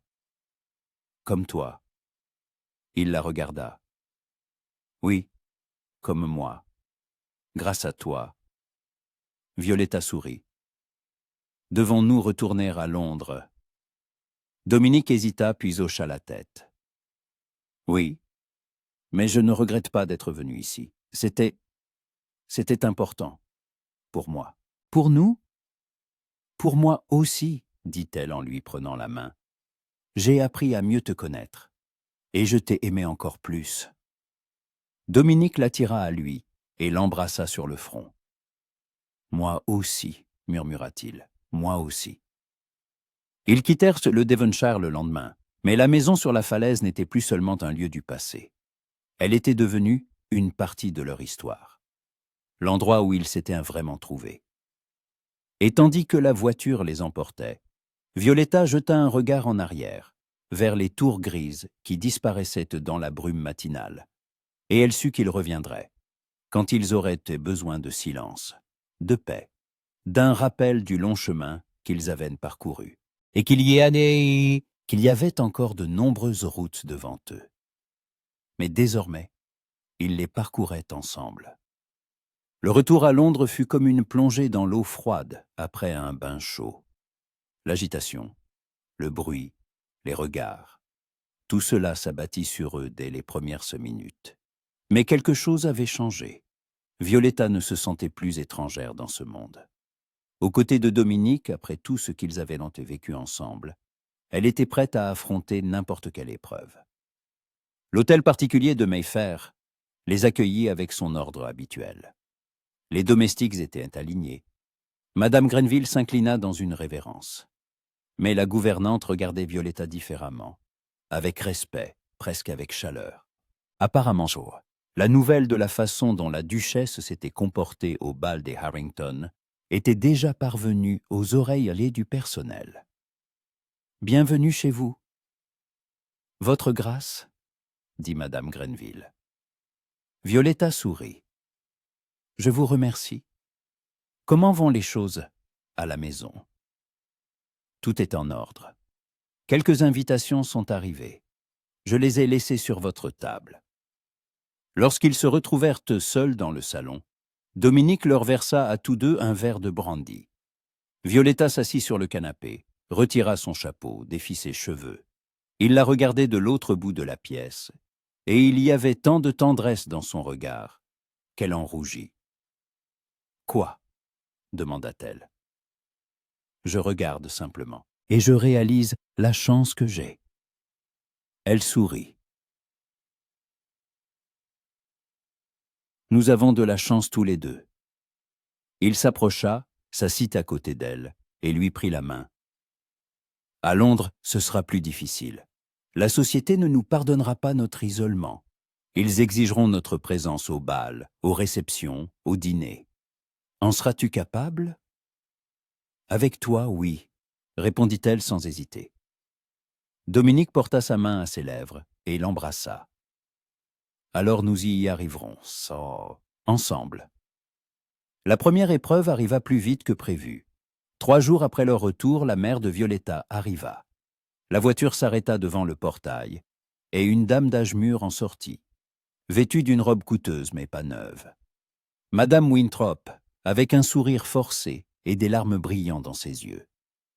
Violetta la reçut dans le salon. Sa mère se jeta sur elle et l'étreignit. « Si, ma petite, mon Dieu, comme tu m'as manqué, tu es magnifique, une duchesse, tu te rends compte ?» Violetta se dégagea doucement. « Maman, je suis heureuse de te voir. Comment va ma sœur? Comment vont les choses à la maison? Tout est parfait, grâce à toi, ma chérie. Le duc de Thornhill a payé toutes les dettes. Il a alloué des fonds pour la dot de Caroline. Elle sera présentée à la société la saison prochaine. Elle a maintenant une chance de faire un bon mariage. » Violetta sentit une pointe de douleur. Sa mère ne la voyait que comme un instrument pour sauver la famille, pas comme une fille, pas comme une personne. « J'en suis heureuse, » dit-elle d'un ton neutre. Madame Winthrop lui saisit les mains. « Violetta, tu dois comprendre.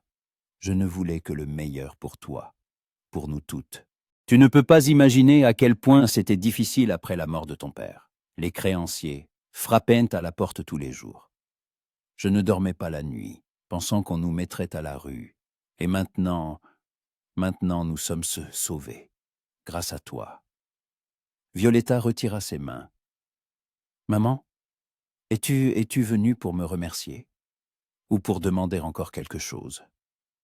Madame Winthrop recula, comme si elle avait été frappée. « Comment peux-tu parler ainsi? Je suis ta mère. » Oui, Violetta se leva. « Tu es ma mère, mais tu ne m'as jamais demandé ce que je voulais. Peu t'importait que je sois heureuse. L'essentiel était que la famille soit à l'abri du besoin. » Violetta, La porte s'ouvrit. Dominique entra. Il jeta un coup d'œil à la sienne. Violetta, debout, le visage blême. Madame Winthrop serrant un mouchoir. « Que se passe-t-il » demanda-t-il calmement, mais sa voix était d'acier. Madame Winthrop se leva d'un bond et fit une révérence. « Votre grâce, je vous demande pardon. Je voulais juste rendre visite à ma fille. » Dominique s'approcha de Violetta et se plaça à ses côtés. « Madame Winthrop, j'apprécie votre sollicitude envers votre fille. Mais Violetta était ma femme. Si elle est contrariée, cela me concerne aussi. » Violetta le regarda, surprise. Il la protégeait, de sa propre mère. Madame Winthrop rougit. « Je ne voulais pas la contrarier, votre grâce. Je voulais juste m'assurer qu'elle était heureuse. »« Elle est heureuse, » dit fermement Dominique. « Mais si vous continuez à la traiter comme une débitrice et non comme une fille, je crains que vos visites ne deviennent indésirables. » Silence. Madame Winthrop le regarda, puis regarda Violetta. « Je comprends, » dit-elle enfin doucement. « Je vous demande pardon. C'est juste que je ne sais pas faire autrement. Pardonne-moi, Violetta. » Violetta sentit son cœur s'adoucir. Sa mère n'était pas méchante, juste une femme effrayée, désespérée, essayant de survivre dans ce monde cruel. « Je te pardonne, maman, » dit-elle doucement. « Mais s'il te plaît, essaie de comprendre. Je ne suis pas un instrument. Je suis une personne, avec des sentiments, des désirs. » Madame Winthrop hocha la tête, essuyant ses larmes. « J'essaierai. Je le promets. » Elle partit peu de temps après. Quand la porte se referma, Violetta s'affaissa sur le canapé, le visage dans ses mains. Dominique s'assit à côté d'elle et la prit dans ses bras. « Tout va bien ?» ?»« Oui, » dit-elle en se blottissant contre lui. « C'est juste difficile de comprendre que pour elle, j'ai toujours été d'abord un moyen et ensuite une fille. »« Tu ne lui dois plus rien, » dit-il doucement. « Tu es libre, Souviens-t'en. Violetta releva la tête et le regarda. Grâce à toi. Il lui toucha la joue. Non, grâce à toi. Tu as choisi de ne pas abandonner, de ne pas te briser. Je t'ai juste donné une opportunité. Elle l'embrassa tendrement, avec gratitude, et elle sentit son anxiété s'apaiser. Une semaine plus tard, une invitation de la vicomtesse Harrington arriva. Un dîner privé. Un cercle restreint, uniquement des amis proches. Violetta hésita, mais Dominique insista. Il est temps de montrer à la société que nous ne nous cachons pas. La soirée était fraîche. Violetta portait une robe en soie or pâle, à la taille empire, et aux manches longues, brodées de fines perles. Ses cheveux étaient relevés en un chignon haut, avec quelques boucles encadrant son visage. Dominique portait un frac noir, une chemise d'un blanc immaculé, avec une épingle en émeraude dans sa cravate. Quand ils entrèrent dans le salon, les conversations cessèrent. Tous les regards étaient tournés vers eux. Violetta sentit la tension familière, mais la main de Dominique sur sa taille la rassurait. La vicomtesse les accueillit chaleureusement. « Duc-duchesse, comme je suis heureuse. Je vous en prie, entrez. » À table, une vingtaine de personnes étaient réunies. Des personnalités titrées, des familles influentes. Violetta s'assit à côté de Dominique et il posa sa main sur la sienne, sous la table, un geste de soutien. La conversation s'engagea sur la politique, sur les derniers événements au Parlement. Dominique y participait avec retenue, mais assurance. Violetta écoutait, ajoutant parfois ses propres remarques. Plusieurs dames se tournèrent vers elle avec surprise, ne s'attendant manifestement pas à ce que la jeune duchesse s'y connaisse en de tels sujets. Lady Marjorie, la femme d'un comte, se pencha vers elle. « Duchesse, on dit que vous avez passé plusieurs semaines dans le Devonshire. Comment avez-vous trouvé l'endroit ?»« Merveilleux, » répondit sincèrement Violetta. « C'est un lieu étonnant. Sauvage mais magnifique. Je suis tombée amoureuse de cet endroit. »« Comme c'est romantique, » sourit Lady Marjorie. « Le duc de Thornhill montre rarement ce domaine à quiconque. Vous devez être quelqu'un de spécial. » Violetta rougit, mais ne dit rien. Après le dîner, les invités passèrent au salon. Quelqu'un jouait du piano, d'autres discutaient. Dominique était entouré de plusieurs gentilshommes qui parlaient d'affaires. Violetta se tenait près de la fenêtre, regardant le jardin, lorsque Lady Charlotte s'approcha d'elle. Violetta se tendit, mais garda son sourire. « Lady Charlotte. »« Duchesse, » dit Charlotte en inclinant la tête. « Je voulais m'excuser pour cette soirée, pour ce que j'ai fait. » Violetta se tourna vers elle, surprise. « Vous excusez ?»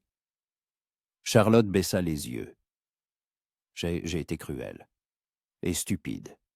Je pensais que le duc, qu'il aurait pu être à moi, mais maintenant je vois comment il vous regarde. Et je comprends que je me suis trompée. Il ne m'a jamais regardé ainsi. » Violetta ne savait que dire. « Je ne vous en veux pas, » dit-elle enfin. « Ce qui s'est passé m'a conduite à lui, à un véritable bonheur. Peut-être que cela devait se passer ainsi. » Charlotte leva les yeux et des larmes y brillaient. « Vous êtes trop bonne. Je ne mérite pas votre pardon. »« Tout le monde mérite une seconde chance, » dit doucement Violetta. Charlotte hocha la tête, se détourna et s'éloigna. Violetta la suivit du regard, ressentant un étrange soulagement. Le passé la lâchait, progressivement mais inéluctablement. Dominique s'approcha et l'enlaça par derrière. « À quoi penses-tu ?»« À la façon dont tout a changé, » dit-elle en s'appuyant contre lui. « Il y a quelques mois, je n'étais personne. Une jeune fille au bord du déshonneur. Et maintenant, tu es la duchesse de Thornhill, ma femme, la femme que j'aime plus que ma vie. » Violetta se retourna dans ses bras et le regarda dans ses yeux ambrés. je t'aime aussi, plus que je n'aurais pu l'imaginer. Il l'embrassa, lentement, profondément, sans se soucier qu'on puisse les voir. Quand ils se séparèrent, il pressa son front contre le sien. « Rentrons à la maison ?» ?»« Oui, » sourit-elle. « Rentrons à la maison. » Une année passa, une année remplie de vie, une vie lente, paisible, mais incroyablement riche. Violetta et Dominique passaient que les hivers à Londres, participant à la vie mondaine, mais trouvant toujours du temps pour eux deux. Le printemps et l'été, ils les passaient dans le Devonshire, où la mer et le vent balayaient toute la fatigue de la ville. Violetta se lança dans des œuvres de charité. Elle ouvrit une école pour les enfants des métayers, aida les familles de pêcheurs. Dominique la soutenait en tout, fier de la voir s'épanouir, trouver sa propre voie. Leurs relations s'approfondissaient. Des disputes éclataient parfois. Ils étaient toutes deux têtus. Mais chaque dispute se terminait par une discussion, une réconciliation, une nouvelle compréhension. Ils apprenaient à être ensemble, à se faire confiance, à aimer, non pas d'un amour de roman, mais d'un amour réel, complexe, vivant. Un matin, à la fin de l'été, Violetta se réveilla avec la nausée. Elle mit cela sur le compte d'un repas avarié, mais lorsque cela se reproduisit 2 fois de plus, elle fit venir un médecin. Le médecin l'examina, lui posa des questions, et son visage s'éclaira d'un sourire. « Félicitations, votre grâce. Vous attendez un enfant. » Violetta se figea. Un enfant, leur enfant. Après le départ du médecin, elle resta longtemps assise seule, essayant de réaliser. Puis elle se leva et alla chercher Dominique. Il était dans la bibliothèque, à son bureau, triant des papiers. Violetta s'arrêta sur le seuil, et il leva les yeux. « Violetta, tu es pâle. Tout va bien ?» Elle fit un pas à l'intérieur et ferma la porte. « Dominique, il faut que nous parlions. » Il se leva, s'approcha, lui prit les mains avec inquiétude. « Que se passe-t-il » Elle le regarda, et des larmes jaillirent de ses yeux, des larmes de bonheur, de peur, d'émotion qui la submergeaient. « Je suis enceinte. » Dominique se figea. Son visage passa par toute une gamme d'émotions, le choc, l'incrédulité, la joie, l'émerveillement.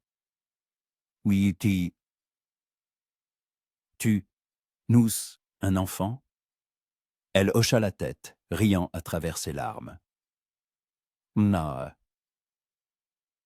Oui, notre enfant. » Dominique s'agenouilla devant elle, l'enlaça par la taille, pressa son visage contre son ventre. Ses épaules tremblaient. « Mon Dieu, Violetta, je ne savais pas. Je ne pensais pas que je pouvais être aussi heureux. » Elle lui caressa les cheveux, sentant les larmes couler sur ses propres joues. « Tu seras un père merveilleux. » Il releva la tête, les yeux pleins de larmes. « J'ai peur. Et si je n'y arrivais pas? Et si je... » « Tu y arriveras, » dit-elle en s'agenouillant à côté de lui et en le serrant dans ses bras. « Parce que tu es fort, parce que tu es bon, parce que tu aimes, et c'est suffisant. » Dominique l'embrassa longuement, désespérément, avec gratitude. Puis il la serra contre lui, et ils restèrent ainsi, assis sur le sol de la bibliothèque, enlacés, sentant leur monde changer à nouveau. Mais cette fois, ils étaient prêts, ensemble. Quelques mois de plus passèrent. Le ventre de Violetta s'arrondit, et Dominique ne pouvait détacher ses yeux d'elle. Il était incroyablement prévenant, ne la laissant rien soulever de lourd, veillant à ce qu'elle se repose, lui faisant la lecture le soir. Ils étaient assis près de la cheminée dans le Devonshire. Violetta dans un fauteuil, Dominique par terre à ses pieds, la tête sur ses genoux. Elle lui caressait les cheveux, écoutant le bruit de la mer derrière la fenêtre. « À quoi penses-tu » demanda-t-elle. « À la façon dont nous en sommes arrivés là, » dit-il en tournant la tête pour la regarder. « Il y a un an, j'étais seul. vide, brisé. Et maintenant je tais, toi. Et bientôt nous aurons un enfant, une famille. Ce dont je n'osais même pas rêver. Violetta se pencha et l'embrassa sur le front. Tu le mérites, plus que quiconque. Dominique prit sa main et embrassa sa paume. Je t'aime, dit-il simplement, de tout mon cœur, de toute mon âme. Tu m'as sauvée, Violetta. Tu m'as sorti des ténèbres. Tu m'as donné une raison de vivre. Tu étais mon... Tu t'es sauvée toi-même, répondit-elle doucement. J'étais simplement là. Non, il secoua la tête. Tu as été la lumière, celle qui m'a ramené à la maison. Ils restèrent ainsi, dans le silence et la chaleur, écoutant le crépitement des bûches dans la cheminée, le bruit de la mer. Et Violetta pensait au long chemin qu'elle avait parcouru, de la jeune fille effrayée, prise au piège, à la femme qui avait trouvé sa place, son amour, son bonheur. Ce n'était pas un bonheur de conte de fées, avec des fins faciles. C'était la vraie dite vie, avec ses complexités, ses douleurs, ses luttes. Mais c'était leur vie, et ils la vivaient ensemble. Et c'était tout ce qui comptait. Quand l'enfant naquit, un garçon aux cheveux sombres et aux yeux ambrés de son père, Dominique pleura en le tenant dans ses bras. Violetta, épuisée mais heureuse, les regardait et savait. C'était un commencement, le début d'un nouveau chapitre, d'une nouvelle histoire. L'histoire d'une famille, construite non sur le calcul, ni sur le devoir, mais sur l'amour. Un amour vrai, profond, invincible. Et quand Dominique s'assit à côté d'elle sur le lit, tenant leur fils et l'embrassa, elle murmura « Nous avons réussi. » Oui, sourit-il, et il n'y avait plus de douleur dans ce sourire. Seulement de la joie. Nous avons réussi, ensemble. Et c'était la vérité. Aussi difficile que fût la route, ils l'avaient même parcourue, et de nouveaux chemins les attendaient. Mais désormais, ils ne les empruntaient plus seuls. Et tout près, toujours tout près, au son de la mer et des cris des mouettes, sous le ciel étoilé du Devonshire, leur maison sur la falaise se dressait comme un phare, rappelant que même dans les ténèbres les plus profondes, il y a toujours une lumière. Si seulement on a le courage de la voir.